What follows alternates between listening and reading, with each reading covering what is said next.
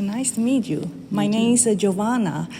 It's my pleasure. We have Reeve's calling, former founder of Tether, and now is a co-founder of blockv. Yeah, great to be here. Thanks for taking the time to chat with me. Oh, it's my pleasure. Are you based here in LA? I split my time between Los Angeles and Puerto Rico, but Puerto Rico is my home base.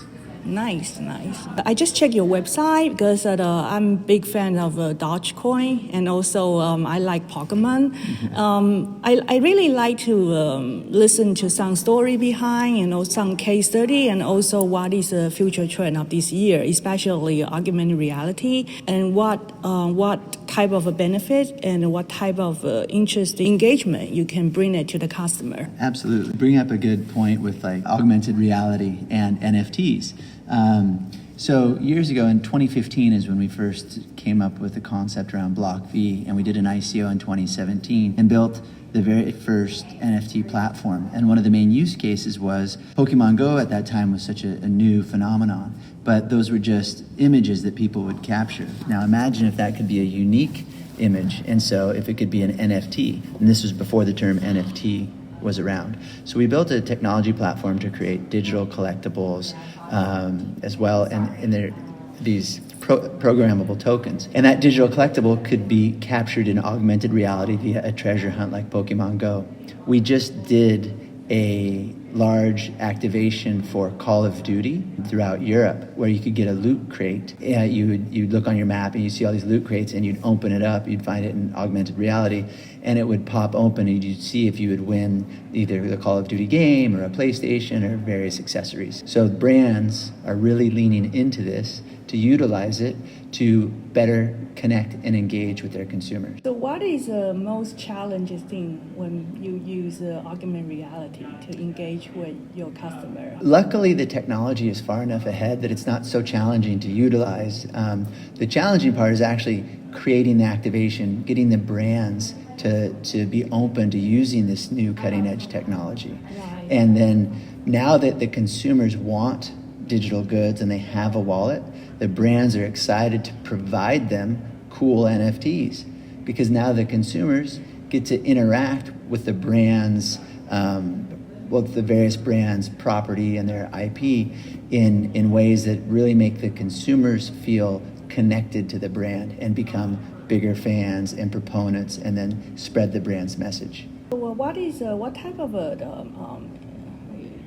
of a projects do you or any new brands and new customers, new partnership you have this year? Yeah, we've worked with a lot of really large global brands, like I mentioned, Dorito or PlayStation. Call of Duty. But we've also worked with PlayStation and Doritos and PepsiCo and Ben & Jerry's, lots of clothing companies as well, where these companies want to connect with their consumers in new ways. Instead of just sending emails for loyalty programs, now they can send NFTs, digital objects. And when you get them, and let's say you collect 5 of them, maybe you'll get a discount, or you'll get access, or you'll get a free ticket. So it really gamifies the brand consumer interaction. Because I remember in the past, probably we cannot send the text, the phone number, something I think I read it somewhere. So when customer they want to option in to receive the text message, do they need to be like a regular customer?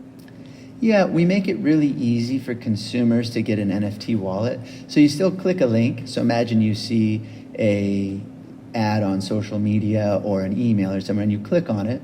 You will enter in your email address or phone number, and in doing so, you're allowing them to send you digital objects. So instead of saying, yes, I will subscribe to your email newsletter, instead now you're saying, yes, feel free to send me these different objects, because the objects are much more engaging, more emotional, more interesting, more valuable than simply text in an email. Also tell us more about how do you integrate the blockchain and the NFT? Yeah, so the purpose behind blockv is to be a technology platform that really ushers brands and agencies and enterprises into this Web 3.0 future that we're all excited about. And what that means is we have a wallet technology as well as the NFTs. And once you have these digital objects, you need an environment to interact with them. So that's where the metaverse comes in. So the metaverse, it's like the next evolution of a website. So today websites are two-dimensional and you read information. The metaverse is going to make that website three-dimensional, where you're going to interact and engage in a much more intimate manner with all of that information. And now you can surf the web with your friends. You can meet in these websites and navigate through them with a community of people. And so in that environment, you'll have your digital objects in your wallet. So the NFTs will be a big part of that environment. And when you combine all of that, it's kind of what delivers Web 3.0, which is when the consumers and the creators of the content, they get the most value out of it. So now all of these brands can directly provide value through NFTs or actual cryptocurrencies to their consumers directly. And the consumers are going to earn money by visiting the websites and, for instance, doing likes or uploading photos, like all their activities they do on social media. Rewards? Yeah, they'll get lots more rewards because now that they have a wallet and they can accept NFTs or cryptocurrencies, they will easily be able to get rewards that are more valuable to them because those rewards aren't tied to that specific website. They'll just earn rewards that they can use anywhere or crypto that they can use anywhere. So that's really step one into Web 3.0, where consumers are getting paid for their time and energy that they're putting into surfing the web, whereas in the past, the Googles and Facebooks and Apples of the world took all of that value. They're the ones that got paid for your time and energy that you spent on the internet. So when you use metaverse, is that more like a mixed reality, like a mix with a virtual reality plus augmented reality, or it's just like a completely just like a 3D render galleries or like 3D render space? Well, the metaverse per se would more, is the way I envision it, is a 3D space. And so you can look it on your Mac or PC, right? It's more, you don't need to have the goggles, but you can enter it in just through a computer screen, or if you do put on the goggles, it's even more immersive. So that's where you're going to experience the metaverse.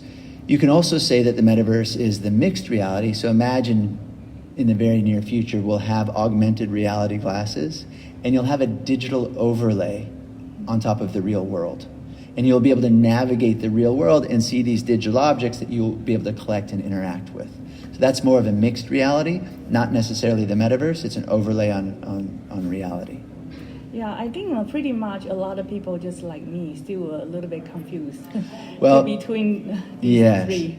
It is confusing and a lot of the terms mean different things, but to simplify it all, the Metaverse 1.0 is simply going to be an incremental evolution to the websites that you're used to. Today, the website's two-dimensional. Metaverse 1.0, it's going to make it, that website will have a button that says come inside, you click on it, and the website becomes three-dimensional. It becomes more interactive and engaging. It's not, the metaverse isn't this Ready Player One world. That's also a term for it, but that's in the far future. Step one is just the enhancement to websites, the evolution of website. Oh, thank you so much. Absolutely, yeah, it's a pleasure to be here. And we at blockv are doing our best to create the technology, the tools, and the ability for consumers and brands to really experience and create these types of Web 3.0 environments.